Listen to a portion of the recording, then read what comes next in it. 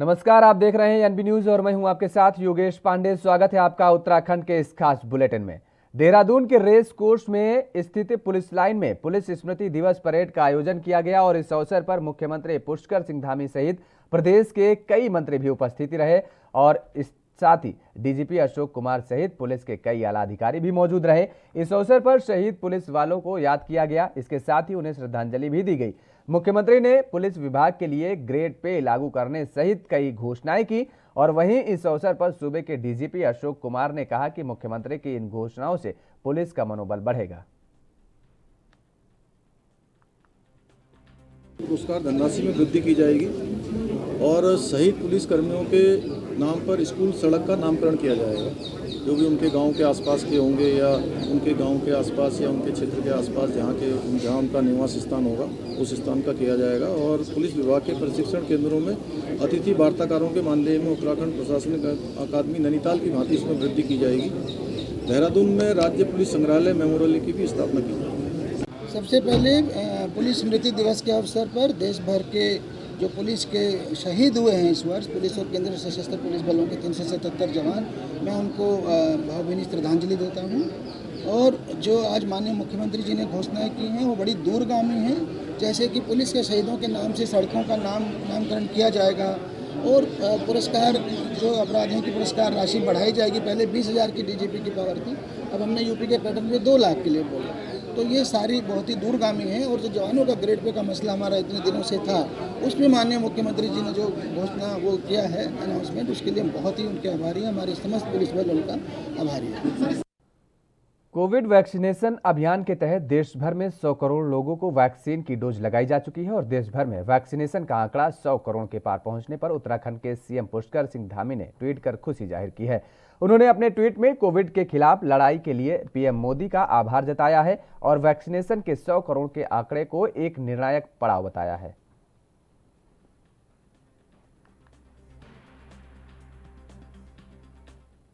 उत्तराखंड में चुनावी माहौल चुनाव के नजदीक आते ही गर्माता चला जा रहा है। बीजेपी और कांग्रेस दोनों पार्टियां एक दूसरे के नेताओं को अपने पाले में करने की जोर लगा रहे हैं और कांग्रेस के नेता प्रतिपक्ष प्रीतम सिंह लगातार कांग्रेस छोड़ बीजेपी में गए घर वापसी को लेकर लगातार कोशिश कर रहे हैं। प्रीतम सिंह लगातार ये कहते रहे हैं कि राजनीति में दरवाजे सदा के लिए बंद नहीं होते हैं। वहीं कांग्रेस के वरिष्ठ नेता हरीश रावत बार बार अपने बयानों से जताने की कोशिश कर रहे हैं कि जो नेता कांग्रेस छोड़कर बीजेपी में गए हैं उनके लिए घर वापसी करना इतना भी आसान नहीं है। कांग्रेस के 2 बड़े नेताओं के बीच इस मुद्दे को लेकर कई बार तकरार हो चुकी है। उत्तराखंड कांग्रेस की पिछले विधानसभा चुनाव या लोकसभा चुनाव में हार का मुख्य कारण पार्टी की गुटबाजी रही है और यही गुटबाजी आज भी कांग्रेस में जारी है। ऐसे में पार्टी का आने वाला विधानसभा चुनाव में जीत का परचम लहराना बामुश्किल है। गौरतलब है कि वो 9 बागी विधायक हैं जिन्होंने हरीश रावत की सरकार को गिराने में कोई कसर नहीं छोड़ी थी। हालांकि प्रीतम सिंह हर बार बागियों का रास्ता साफ करने में जुटे हुए हैं और अब देखना यह होगा कि कदमताल करने वाले विधायकों की घर वापसी कैसे और कब तक होगी।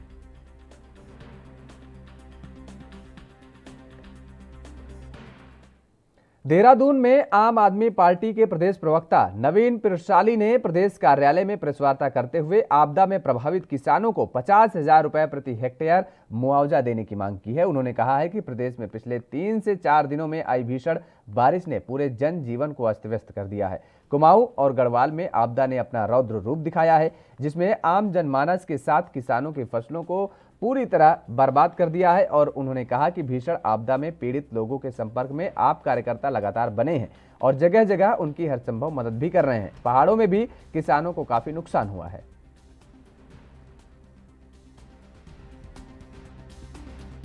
जी क्या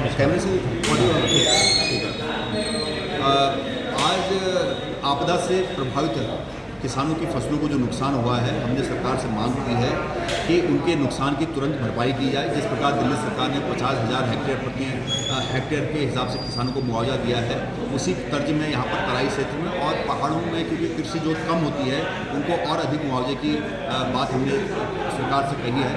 एक 10,000 करोड़ का पैकेज भी उत्तराखंड के लिए इस वक्त जरूरी हो गया, क्योंकि आपदा में भारी नुकसान यहाँ पर हो गया है। हाई अलर्ट होने के बावजूद हालांकि सरकार उस गति से राहत कार्य नहीं कर पाई जिस गति से सरकार को करना चाहिए था। और 1-2 दिन की बारिश में ही सरकार के सारे आपदा प्रबंधन की पोल खुल गई। तो हमने सरकार से ये भी मांग की है कि जो आपदा प्रबंधन समिति है उसकी बैठकें नियमित समय से हों, क्योंकि उनकी बैठकें नहीं होती हैं। और जो NDRF SDRF की टीमें हैं उनकी भी सेना के तर्ज पर मॉक ड्रिल होना चाहिए, ताकि आपदा में वो तुरंत काम कर पाएँ। ये हमने जो मांग सरकार से रखी है, इसी विषय में आज प्रेस वार्ता की। 2022 विधानसभा चुनाव को लेकर तमाम पार्टियों ने अपनी अपनी तैयारियां तेज कर दी हैं और इसी क्रम में बीजेपी ने भी तमाम विधानसभा क्षेत्रों में बूथ स्तर पर अपनी तैयारियां शुरू कर दी हैं, जिसके तहत जनता के साथ जनसंपर्क कायम करने के लिए बीजेपी कार्यकर्ताओं को पार्टी की ओर से बाइक मुहैया करा गई है, और ताकि पार्टी कार्यकर्ताओं को जनसंपर्क अभियान में कोई दिक्कत न आए।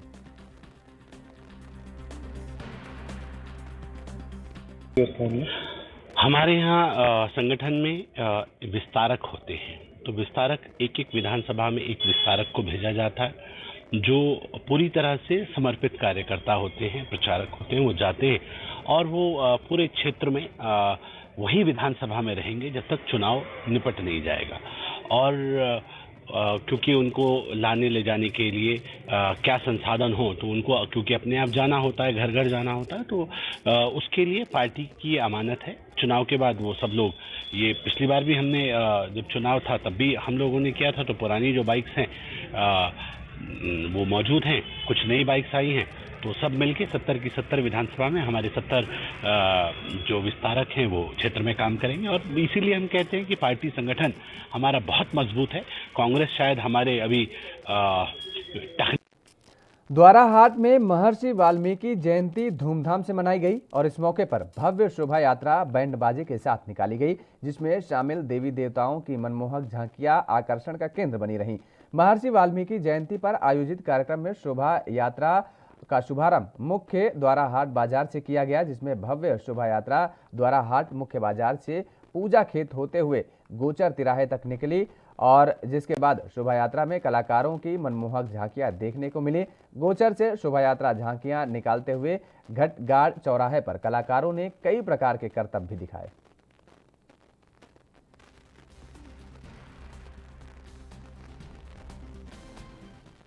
अखिल भारतीय अखाड़ा परिषद के अध्यक्ष महंत नरेंद्र गिरी की मौत के बाद हरिद्वार में अखाड़ा परिषद के 7 अखाड़ों ने बैठक करके नए अध्यक्ष और महामंत्री का चुनाव किया है। अखाड़ा परिषद के नए अध्यक्ष की जिम्मेदारी महानिर्वाणी अखाड़े के सचिव रविंद्र पुरी को दी गई है, जबकि राजेंद्र दास महाराज को अखाड़ा परिषद का नया महामंत्री बनाया गया है। बता दें कि अखाड़ा परिषद के अध्यक्ष के चुनाव के लिए 25 अक्टूबर को प्रयागराज में अखिल भारतीय अखाड़ा परिषद की बैठक बुलाई गई थी, लेकिन उससे पहले ही 7 अखाड़ों ने हरिद्वार में बैठक करके अध्यक्ष और महामंत्री का चुनाव कर लिया।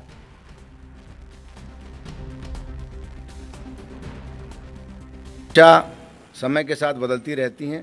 परंपरा तो हमेशा ये रही है कि 13 अखाड़ों में से एक पद सन्यासियों में और एक वैष्णव उदासियों में रहता है, लेकिन कुछ परिस्थितियां पीछे ऐसी रही जिसमें वो परिस्थितियों को आगे बढ़ाया गया। वर्तमान समय में लोकतंत्र में बहुमत देखा जाता है।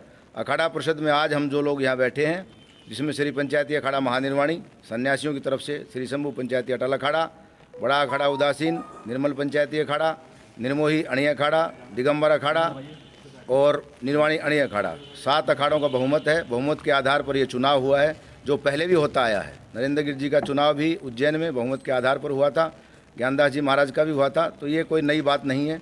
रही बात इसमें अच्छे और बुरे की, समाज में सभी प्रकार के लोग हैं। महंत हरिगिरि जी महाराज हमारे लिए पूजनीय हैं, उनके प्रति मेरी बहुत बहुत शुभकामनाएं। अखाड़े में कार्यकारी अध्यक्ष श्री महंत देवेंद्र दास जी महाराज की अध्यक्षता में यह बैठक रखी गई है और जिसमें सभी पदाधिकारियों का जो है निर्वाचन हुआ है। तो जैसे कि हमारे अध्यक्ष जी और शास्त्री जी ने जो है बताया, ये बहुत खुशी की बात है कि जो है राष्ट्र रक्षा, धर्म रक्षा और संस्कृति का प्रचार प्रसार करने के लिए अखाड़ा परिषद का दायित्व जो है देश और देश दुनिया में जो है देखने को सुनने को मिलता है। तो आज वही परंपरा का निर्वाह करने के लिए हमारे स्वर्गवासी श्री महंत नरेंद्र गिरि जी महाराज जहाँ भी हो उनको भगवान चरणों में जगह प्रदान करे और उनके लिए श्रद्धांजलि पुष्पांजलि अर्पित करते हुए आप सबको बधाई कि इसमें सब जुड़े हैं और आप लोग भी राष्ट्र रक्षा, धर्म रक्षा और संस्कृति का प्रचार प्रसार कैसे हो, हमारा सनातनी लोग हम लोग कैसे एकजुट रहे, उसके लिए सब प्रयत्नशील रहे। आगे का जो भी कार्य होगा आप सब चमोली के गरी गांव में बीती 19 तारीख को मलबे में दबे 2 ग्रामीणों का अब तक कोई पता नहीं चल पाया है। वहीं एसडीआरएफ, एनडीआरएफ के साथ पुलिस और राजस्व की टीम भी मौके पर राहत बचाव कार्य में लगातार जुटी हुई है। एसडीएम थराली सुधीर कुमार ने खुद मौके पर पहुंचकर राहत और बचाव कार्य का जायजा लिया। आपको बता दें कि डुंगरी गांव में पानी का स्रोत ठीक करने गए 2 ग्रामीणों पर चट्टान का मलबा भरभरा कर गिर गया था और जिसकी सूचना के बाद राहत बचाव टीम मौके पर पहुंची, लेकिन अब तक दोनों ग्रामीणों का खोजो नहीं जा सका है। और वहीं कांग्रेस के कार्यकारी प्रदेश अध्यक्ष डॉक्टर जीतराम ने इस घटना पर दुख जताते हुए प्रशासन से राहत बचाव कार्य में तेजी लाने की मांग की है। डुंगरी के अंदर वहाँ पर एक लैंडस्लाइड हुआ जिसमें 2 युवा साथी हमारे जो हैं वो उसके अंदर दब गए थे, लेकिन सरकार को जब पूर्व चेतावनी थी, मौसम विभाग ने दिया, पूरे उत्तराखंड में रेड अलर्ट किया था, तो ये वर्तमान सरकार जो है एकदम निष्क्रिय बैठी रही, कोई व्यवस्था नहीं है। मैंने कल भी कहा था, तमाम रोडें बंद हैं, आपदा है, लोगों के मकान ध्वस्त हो गए हैं, दीवारें टूट गई हैं और इसी तरह से जो है वो कल वहाँ पर डुंगरी के अंदर 2 एनडीआरएफ के जो जवान पहुंचे वहाँ पर, एनडीआरएफ और गए थे फावड़े से, वहाँ पर उतनी बड़ी स्लाइड को संभव नहीं है कि वहाँ से उनको ढूंढ पाना। इसलिए मेरा ये आग्रह है कि इसमें सरकार त्वरित कार्रवाई करते हुए वहाँ जेसीबी पहुंचाए और जेसीबी से उसको खाली करा करके उनकी बॉडी को रिकवर करे। ये मेरी सरकार से जो है तुरंत कार्रवाई कर इस पे ये मांग हमारी है कि वहाँ पर जेसीबी किसी तरह से पहुँचाई जाए और वहाँ पर जेसीबी के थोड़ा उनकी ढूंढ खोज की जाए। पहाड़ों में हो रही भारी बारिश अब कहर बरस रही है। वहीं अल्मोड़ा जिले में बारिश के चलते जगह जगह भूस्खलन होने से कई मार्ग बंद हो गए हैं। बारिश से सल्ट विधानसभा के 3 मोटर मार्ग बंद हैं। अगर बात की जाए मोहान रानीखेत मोटर मार्ग चरी क्योरी की, तो पास मलबा आने से मार्ग बंद है। फिलहाल मार्ग का डाइवर्ट किया गया है। मोहन चिमटा हरड़ा होते हुए रानीखेत आवागमन जारी है। लोक निर्माण विभाग ने जानकारी देते हुए बताया कि यह मार्ग 3 दिन से बंद है।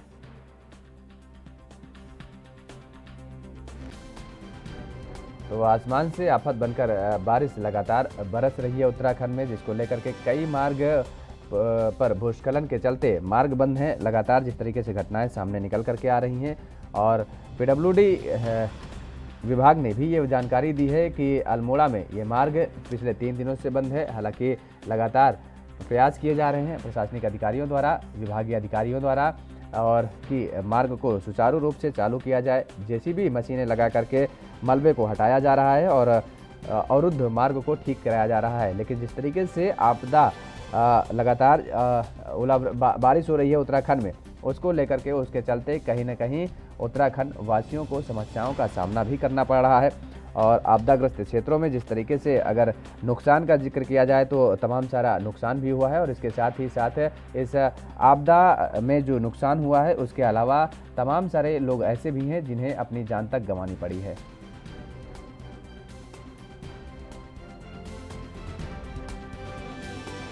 मार्ग तो हमने खोल दिए हैं, लेकिन अभी जो है मोहान से चौड़ी गट्टी होते हुए जो है रानीखेत वाला मार्ग अभी बंद है, उसमें जेसीबी चल रही है।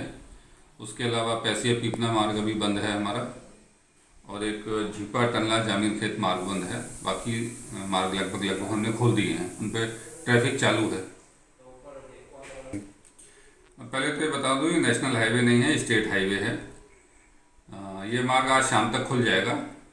इस पर काफ़ी ज़्यादा मलबा आया था, कल से मशीन लगातार चल रही है। आज शाम तक इसे पूरी उम्मीद है खोल दिया जाएगा। और उसके अलावा हमारे सल्ट क्षेत्र में कुल मिला के 3 जेसीबी इस समय काम कर रही हैं।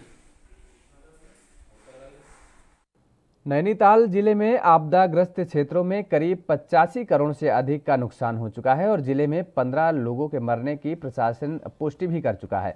उनका कहना है कि बिहार के चंपारण जिले के प्रशासन ने 3 मजदूरों के शव मांगे हैं और जिसके लिए प्रशासन उनके शवों को एम्बुलेंस के माध्यम से दिल्ली भेज रहा है। जिलाधिकारी धीरज गर्ब्याल का कहना है कि नैनीताल में 480 mm सबसे अधिक बारिश हुई है। उनका कहना रहा कि जिले में आपदा के चलते सड़कों पर मलबा आने से पहाड़ों का संपर्क मैदानी क्षेत्र से कट गया है था और जिला प्रशासन ने अधिकांश सड़कों से मलबा हटा दिया है और यातायात को शुरू कर दिया है। नैनीताल कालाढूंगी, नैनीताल भवाली खैरना समेत कई मार्गों को खोल दिया गया है।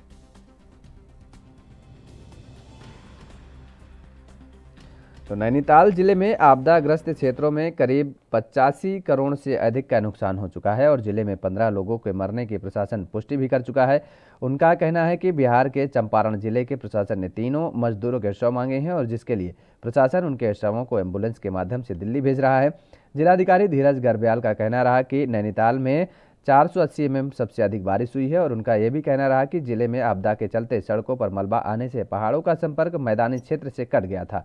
जिला प्रशासन ने अधिकांश सड़कों से मलबा हटा दिया है और यातायात को शुरू कर दिया है।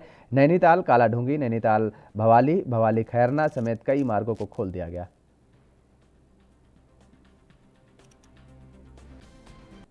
जिनकी बॉडियां हमें मिल चुकी हैं, इसमें 3 श्रमिक ऐसे हैं जो चंपारण के हैं। तो चंपारण गवर्नमेंट की डिमांड हमारे पास आई है कि उनकी डेड बॉडीज़ को जो है चंपारण ही भेजा जाए, तो हम लोगों ने एक एम्बुलेंस उनके लिए कर लिया है। तो अभी बॉडी हमारे धारी क्षेत्र से आई है, उकलकांडा क्षेत्र से आ रही है, रास्ते में है, तो उनको हम प्रॉपर अपना एम्बुलेंस से इनको हम भेज रहे हैं दिल्ली से फिर वो बॉडी जो है वो आगे चंपारण को चली जाएगी। जिले में रोडों के हिसाब से देखेंगे, अब काफ़ी रोडें हमारी खुल चुकी हैं। नैनीताल से लेकर कालाढूंगी रोड हमारी खुल चुकी है। आज की डेट में लाइफलाइन वाली जो स्थिति थी हमारे नैनीताल से लेकर भवाली वाली जो NH87 में, तो उसमें थोड़ा लाइट व्हीकल्स के लिए हम लोगों ने नैनीताल तक के लिए खोल दिया है और भवाली के रास्ते हम लोग भीमताल जा सकते हैं। और यहाँ रुकते हैं एक छोटे से ब्रेक के लिए। ब्रेक के बाद फौरन हाजिर होते हैं।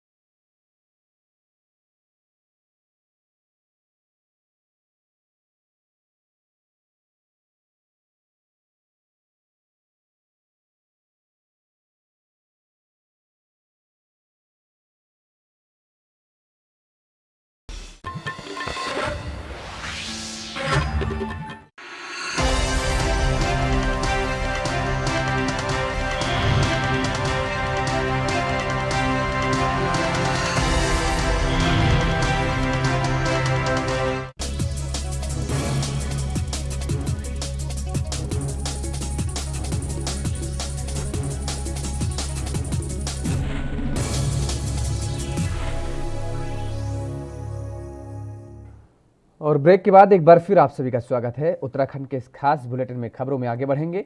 अल्मोड़ा में बीते दिनों हुई भारी बारिश से जिले में भारी नुकसान हुआ है और जिसमें जनहानि के साथ ही कई लोगों के आवासीय मकान ढह चुके हैं। इसके साथ ही कई स्टेट हाईवे और आंतरिक मोटर मार्ग भी बंद हैं। हालांकि जिला प्रशासन सभी मोटर मार्गों को सुचारू करने में मुस्तैदी से जुटा हुआ है। जानकारी के मुताबिक अतिवृष्टि से 6 लोगों की अपनी जान गंवानी पड़ी, जबकि जिले में 22 भवन आंशिक और 5 भवन पूर्ण रूप से क्षतिग्रस्त हो गए हैं।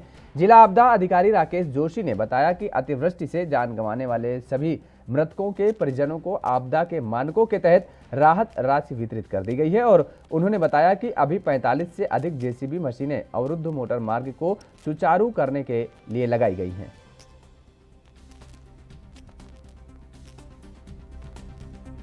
नुकसान की बात करें तो विगत 2 दिवसों में हमारी 22 आंतरिक और राज्य मार्ग मिला के मार्ग बंद हुए हैं, जिनको कि खोले जाने की कार्रवाई की है और अधिकांश उसमें से खोले जा चुके हैं। उसके अतिरिक्त 22 भवन आंशिक और 5 भवन पूर्ण क्षतिग्रस्त हुए हैं। साथ ही 6 जनहानि हुई हैं, जिन्हें की तत्काल राज्य आपदा मोचन निधि के मानकों के अनुरूप राहत राशि वितरित कर। उत्तराखंड के कुछ जिलों में आसमान से बारिश कहर बनकर टूट पड़ी है। दरअसल बारिश का दौर तो खैर खत्म होता दिख रहा है, लेकिन बारिश अपने पीछे कई दंश छोड़ गई है, जिससे आम जनजीवन काफी प्रभावित हुआ है। भारी बारिश के कारण पहाड़ी क्षेत्रों में रास्ते बंद होने के कारण अब रोजमर्रा की सामानों की किल्लतें शुरू हो गई हैं। अल्मोड़ा हल्द्वानी मुख्य मार्ग पिछले कई दिनों से बंद है और जिस कारण अल्मोड़ा में घरेलू वस्तुओं की किल्लत शुरू हो गई है। बाजार में सब्जियों का टोटा शुरू हो गया है और जिस कारण स्टॉक की गई सब्जियों के दामों में भारी उछाल आया है।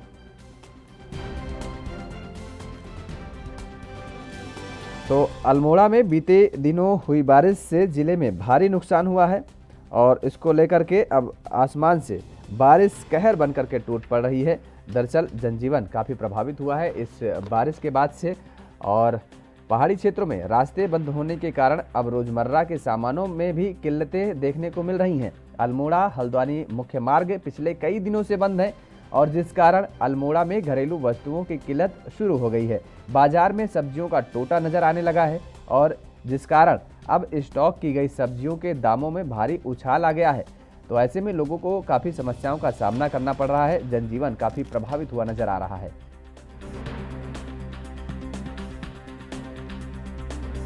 बाज़ार में ना तो सर क्या कहते हैं टमाटर है, ना प्याज है, ना आलू है। तो जो प्याज और टमाटर और आलू के बिना तो सब्ज़ी तो बनती नहीं है, जो कि हमारा एक सब्ज़ी का मेन मेन्यू होता है। और अचानक ही आपदा आई है जिसमें कि जो प्रशासन द्वारा चेताया गया था कि भाई आपदा आने वाली है, तो इसमें सरकार के द्वारा इसमें पहल करनी चाहिए थी और सब्ज़ी के जितने भी हमारे स्टॉक थे स्टॉक को करना चाहिए था। वर्तमान में यहाँ हम देख रहे हैं कोई भी सब्जी यहाँ पर उपलब्ध नहीं है हमको। सर सब्जियों की स्थिति बहुत ख़राब है, बिल्कुल सब्जी मार्केट में है ही नहीं जी। आलू, प्याज, टमाटर, अंडा और अनदर सब्जी भी, फूल गोभी, बंद गोभी कुछ भी नहीं है मार्केट में।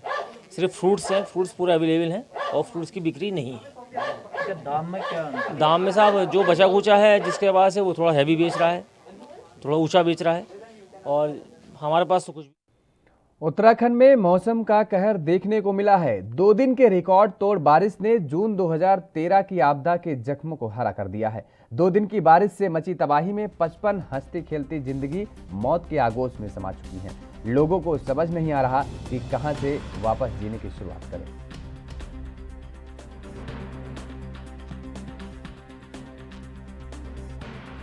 तो उत्तराखंड में जिस तरीके से मौसम का कहर देखने को मिल रहा है, पिछले दिनों से लगातार बारिश हो रही है और अगर पिछले 2 दिनों का जिक्र करें तो इन पिछले 2 दिनों की रिकॉर्ड तोड़ बारिश ने जून 2013 की आपदा के जख्मों को हरा कर दिया है। जिस तरीके से 2013 में जो आपदा आई थी उसमें जिस तरीके से जनहानि हुई थी और प्रदेश में भारी नुकसान हुआ था, उसकी एक बार फिर से ये बारिश याद दिला रही है। और 2 दिन की बारिश से मची तबाही में 55 हंसती खेलती जिंदगी मौत के आगोश में समा चुकी हैं। लोगों को समझ नहीं आ रहा कि एक बार फिर से अब जिंदगी की शुरुआत कहां से करें।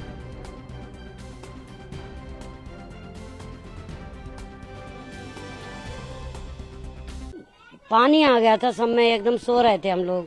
2 बजे आया था पानी अचानक से, किसी को पता चला ही नहीं कि किधर से पानी आया है। बारिश के चक्कर में सब लोग अंदर अंदर बंद थे। पानी का बहाव भी बहुत तेज था। फिर हम लोग सब जिसे पाया वो भाज छूटा, जहाँ तहाँ माल जो भी कुछ था हर कुछ बह गया। तो ऐसा भी नहीं है कि हम कुछ खाना बना के खा सकें। रात भर सोने को बिस्तर नहीं था, ऐसी रात हमने बैठ के काटी है सर। इतनी परेशानी थी, इतनी ठंड हो रही है। एक बहू हमारी बीमार है कि अभी डिलीवरी हुई थी, उसका बच्चा खत्म हो गया, उसको हमने कैसे करके बचाया है। अब उसको समझो आज भी उसकी तबीयत खराब हो रही, कहाँ पहुँचाएं, क्या करें, कहाँ बैठा ले। इतनी समस्या हम फंसे हुए हैं सर हम। तो अब लोगों का खाने पीने का सारा नहीं खराब हो गया, सब खराब हो गया सर, सब चला गया, कुछ भी नहीं। मेरा तो सारा ही चला गया, मकान भी बैठ गया और दुकान में पूरा माल ही मतलब बह गया। वो सामने पड़ा है मेरा पूरा, हाँ सारा। कितने का माल था लगभग, कितना नुकसान अगर देखा जाए? लगभग कम से कम 1 लाख तो सारा। अच्छा हाँ। तो दुकान का सारा सामान रह गया? हाँ सारा सामान रह गया। और घर में क्या क्या नुकसान हुआ? सारे बेड, अलमारी सारी, ये तो सारी खराब हो गया है। टीवी, इन्वर्टर, ये तो सारे चला गया। हाँ घर में आप देख सकते हो, घर में चले जाओ अंदर आप देख सकते हो जो भी है, मतलब नुकसान। रजाई, गद्दा, कपड़ा भी पहनने के हम दूसरों के पहने हैं यहाँ तक का। हाँ कपड़ा भी हमारे बच्चों के पास भी नहीं, हमारे पास भी नहीं, सारे। तो उत्तराखंड में भारी आपदा के बाद रेस्क्यू और सर्च ऑपरेशन जारी है। पिथौरागढ़ में आपदा से घायलों को इलाज के लिए हेलीकॉप्टर से हल्द्वानी लाया जा रहा है। फिलहाल एक महिला और एक बच्चे को इलाज के लिए हेलीकॉप्टर से हल्द्वानी लाया गया है। घायलों में महिला की हालत बेहद गंभीर बताई जा रही है। दोनों घायलों का इलाज हल्द्वानी के सुशीला तिवारी अस्पताल में किया जा रहा है और बताया जा रहा है कि अभी कुछ और घायलों को हेलीकॉप्टर्स के जरिए हल्द्वानी लाया जा सकता है, जिसके लिए पुलिस और प्रशासन की टीम लगातार पिथौरागढ़ जिले के अधिकारियों से संपर्क में जुटी हुई है। इसके साथ ही आपदा से पहाड़ों में राशन और सब्जी का भारी संकट पैदा हो गया है। प्रशासन द्वारा पहाड़ों में हेलीकॉप्टर से खाद्य सामग्री भेजी जा रही है। मौसम खराब होने के चलते हेलीकॉप्टर भी कुछ जगह नहीं पहुंच पा रहा है।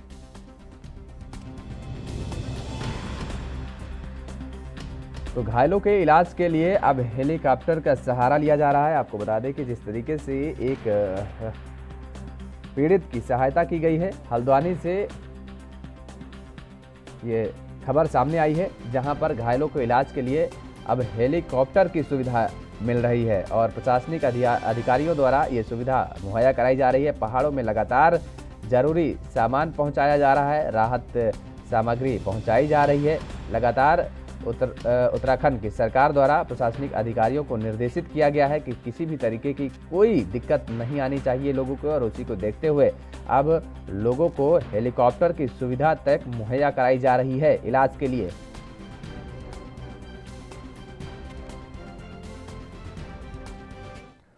तो उत्तराखंड के इस खास बुलेटिन में फिलहाल मेरे साथ इतना ही। देश और दुनिया की तमाम खबरों के लिए आप बने रहिए ANB न्यूज़ के साथ। नमस्कार।